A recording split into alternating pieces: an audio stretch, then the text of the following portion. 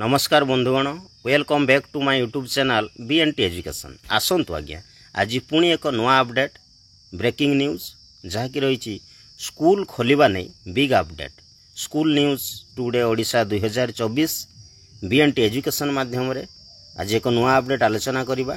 School खोलिबा नहीं एक बिग अपडेट देखंतु वर्तमान सुधा जहाँ सूचना रही राज्य रे प्रचंड गुळगुळी सहित ग्रीष्म प्रवाह जारी रही। ये असह्य ग्रीष्म प्रवाह सत्ते आसंता 18 तारिख रे खोला जाउथिबा स्कूल रो अवधि बा ग्रीष्म अवकाश घुंचेवा पई विभिन्न शिक्षक संगठन जेपरिकी अष्टा तरफरु दाबी करा जायछि।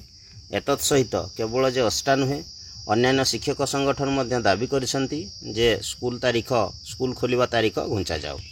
मीडिया रे मध्य असह्य गुळगुळी लागि स्कूल खोलिबा तारीख घुंचा जाऊ बोली उल्लेख करा जायछि, किंतु विभाग पक्षरु वर्तमान सुधा कौनसी स्पष्ट लेटर करा जाय नाही।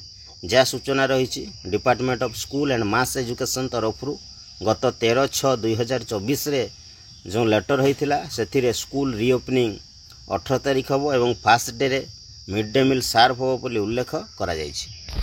तत्पर मध्य राज्य रे ग्रीष्म प्रवाह जारी रहिथिले मध्य विभाग पक्षरु आज सुधा कौनसी विधिवत लेटर करा जाए नहीं।